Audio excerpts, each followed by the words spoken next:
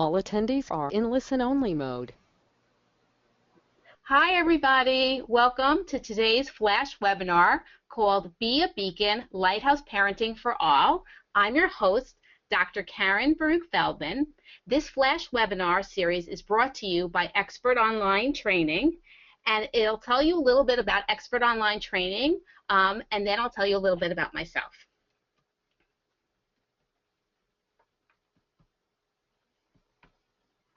First, let me tell you a little bit about myself.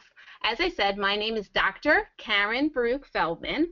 I am a psychologist, and I have a practice out of my house in Scarsdale, Westchester, and I also work in a school. And the other thing I also do is I'm a camp consultant. I love working with kids and adults. I do cognitive behavioral therapy. I do testing and consultation work. And the other thing that I love to do is just like what I'm doing today, talking to you and being a presenter to teachers, youth professionals, business people, parents, and children. And as I said, I want to tell you a little bit about Expert Online Training. Expert Online Training was founded in 2007 by Dr. Chris Thurber and his friend Evan Helty. It's a website that hosts a library of video training modules for youth leaders. Since 2007, more than 4,000 camps and youth programs have subscribed to Expert Online Training to complement their wonderful on-site training. No director has enough time to cover every topic during on-site training, so Expert Online Training is there to fill the gaps. I'm proud to say that I'm on Expert Online Training, and I've hosted a handful of really fun videos on a variety of leadership topics. If you're interested in seeing some of my videos, go to Expert Online Training. In terms of what they have on Expert Online Training, they have over 100 videos on a wide range of topics in these 6 categories: leadership, youth development and play, mental health and behavior, physical and emotional safety, supervision, and creative literacy. If you want to learn more about Expert Online Training, you can go to expertonlinetraining.com. And now for today's webinar.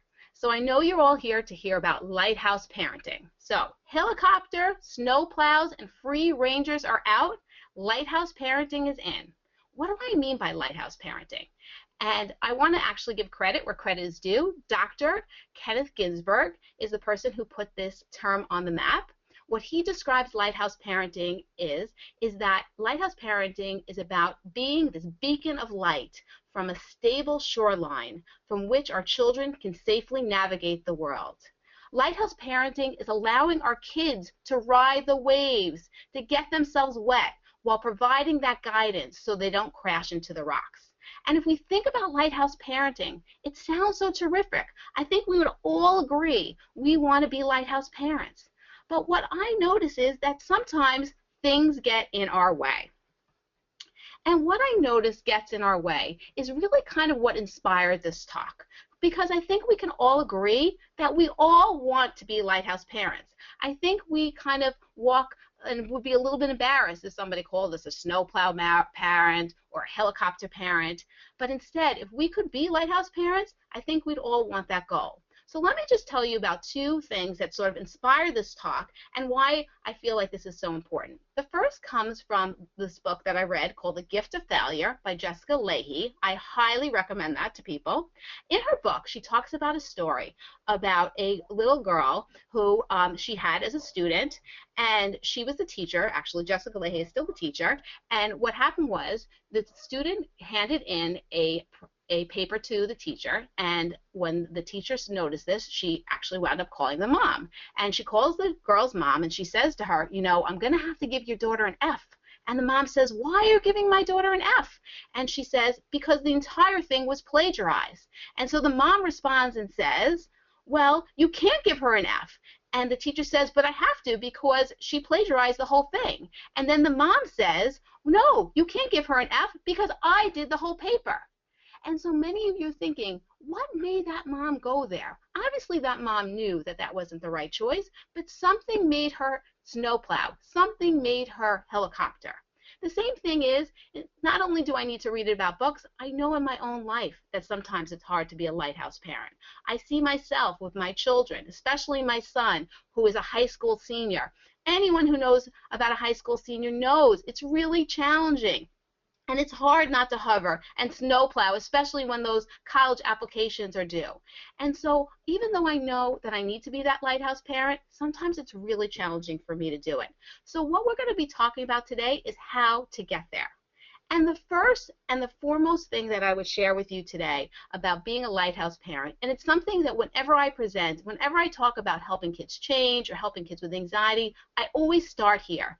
And it's this notion about developing positive relationships. If you're not familiar with this concept of filling a bucket, I really want to share it with you. Again, it comes from Carol McLeod's work, and I have the source on the bottom if you want to learn more about it. But this idea about filling buckets, this idea about when we're kind to other people, it not only makes the other person feel good, it makes us feel good.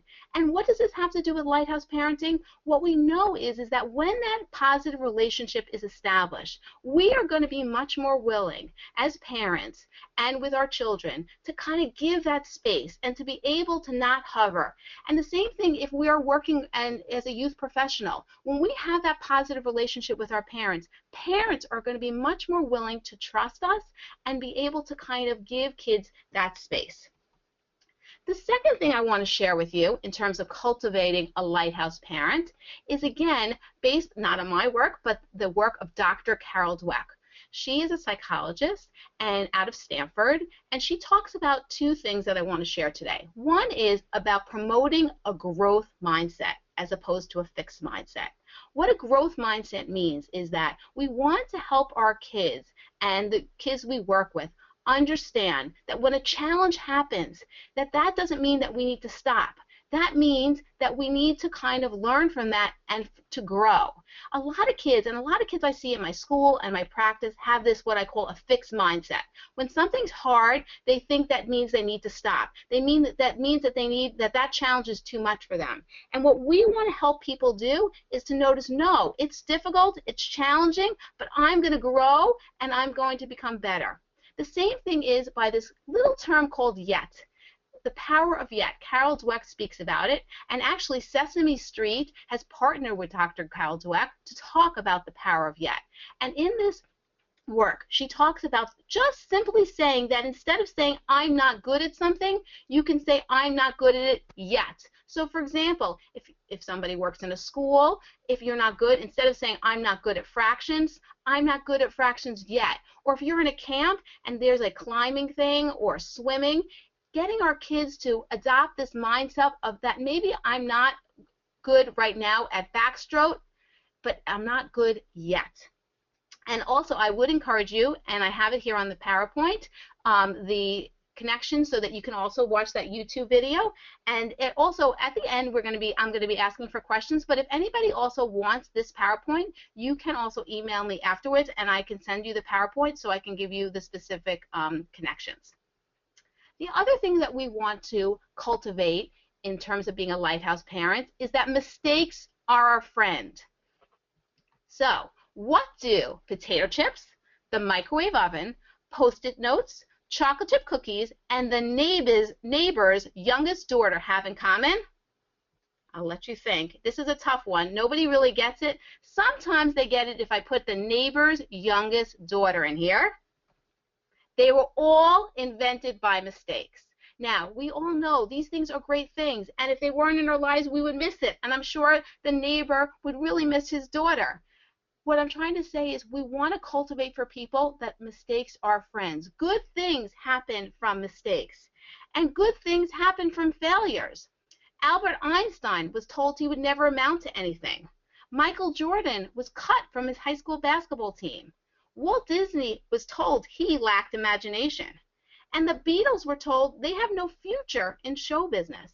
If those people would have just given up, then we would be missing so much in this world. Again, how does this tie to lighthouse parents? When we can have that attitude that mistakes are our friends, we're going to feel more and easier about giving our kids that room to grow and feel those challenges.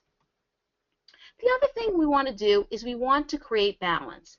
this is difficult because really lighthouse parenting, if you think about it, is all about being in the middle. It's not about being a free-range parent. It's not about being a snowplow parent. It's about getting into that middle place. And what we know is that balance in all our lives is what really leads to better outcomes.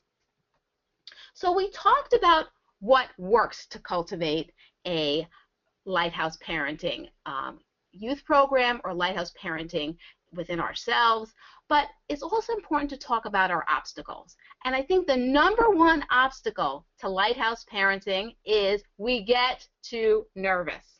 How many of you recognize this woman? I love the Goldbergs. And if you ever watch the Goldbergs, you know that Mrs. Goldberg is, I would say, probably a snowplow mom. She gets really into it. Actually, in an episode I saw recently, she tried to prevent her youngest son having puberty. Now, we know that doesn't work. But the point is that she often gets very nervous. And if we look at about why, and I know this is true for myself, we kind of step in too much, or why parents might come to you and hover and snowplow. It's because they often are too nervous. And the way to deal with this is one way I know has been helpful to me is to remember the big picture. What do I mean by remembering the big picture? Sometimes with our own kids, or parents often think about their kids that they're having their own lives, is that they get nervous because immediately it might be challenging to feel the challenge. However, we need to step back and say to ourselves, as Dr. Ginsburg says in his book, what or where do we want our kids to be in 35 or 50 years? That's the long plan. And we need to think about how do we go from where we are now to that 50-year plan, and what steps do we need to put in the way to get there? Because again, sometimes we're really thinking about what's going to feel good immediately as opposed to thinking about that really big picture. And when we think about the big picture, sometimes we're more willing to take a step back. The other thing that we know really helps in terms of lighthouse parenting is turning have-tos to want-tos. We want everyone to be on the same page. We want to create what I call win-wins, not win-loses. We want the goals to be all in sync. I know that sometimes if I look back and I think about when I'm the biggest nag, it's often because I want something different from my son.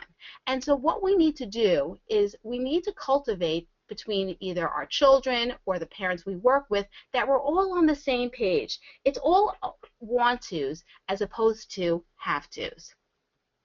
So in summary, there are things that we can do to kind of cultivate a lighthouse parenting, and there's definitely obstacles that get in our way. Before we move on, I just wanted to say and kind of review those things. So have that relationship. Remember that there are obstacles that get in our way, especially ones that about getting nervous and figuring out that big plan. Make it a have to, make it a want to and not a have to. And if we can do these things, we're going to be successful. The last thing I want to talk about are two powerful strategies you can do to make yourself into a lighthouse parent or make yourself into a lighthouse parenting organization. And this strategy is actually from Dr. Gabrielle Oettingen. She talks about, and I've talked about in some of my other workshops, this idea of WHOOP. And let me explain to you a little bit about what WHOOP is. WHOOP is an idea that when you have a challenge, you can kind of set it up in this way and overcome any kind of challenge. So the first thing you need to define is, what is your wish? And if you got this wish to happen, what would the outcome be? And then, what are the obstacles that are getting in your way from making this terrific thing from happening? And lastly, what is the plan for that obstacle? So let's talk about something specific about what we're talking about today, being a lighthouse parent. So if my wish is to be a lighthouse parent, I need to think to myself, okay, if I was a lighthouse parent, how terrific would that be? My children would be resilient, they'd be independent, they'd be flourishing, really fleshing out what that wish would look like. Now, we'd all agree, and we all started this conversation with the notion that lighthouse parenting is terrific. So why are we not all doing it? Well, the obstacle I know that gets in my way is that I often get nervous and scared about failure. And so if that's the obstacle that gets in my way, what I need to do is make a plan for that. What we know about the human brain is it loves these if-then plans. So if I get nervous, then I'll tell myself to remember the big picture and that making mistakes can be helpful. I will use an advantage card, another strategy I will discuss in a moment. So basically, with our idea about WHOOP, what we want to do is we want to come up with our wish, so in this instance, being a lighthouse parent, then describing that outcome, what it's going to be looking like, and then figuring out, if that sounds so terrific, what is the obstacle that's getting in our way, and lastly, making a plan for that obstacle. And the second strategy I want you to kind of focus on is the idea of making an advantage card. An advantage card brings into our minds and into our forefront what it is we want to do. So for example, if the thing I wanted to work on is being a lighthouse parent or being a lighthouse parent organization, I would write down on a card all the advantages for doing that. I would write down that my kids would be happier with me, I would have more resilient children, I would have less annoying phone calls if I worked in a youth organization, whatever those advantages are. And it's not enough just to have it on a card and stick it in a drawer. What I would tell you to do is that you should take out your advantage card and read it to yourself every single day. And what I know works with people, and I've talked to people about this in lots of instances, is that you need to find a place and a time that you could commit to. Because just like our brain likes if-then plans, our brain likes when we make a commitment to something. So we would read our advantage card every day and remind ourselves and put into the forefront why it's important to be a lighthouse parent. So, if we want, as youth development professionals, to promote lighthouse parents, these are some things that we really need to kind of think about. First, we want to create a culture where failure and mistakes are seen as part of the process. We also want to create a culture where growth, rather than fixed traits, are promoted. So again, we want to think about things not as something is just inherent, but that we can always grow.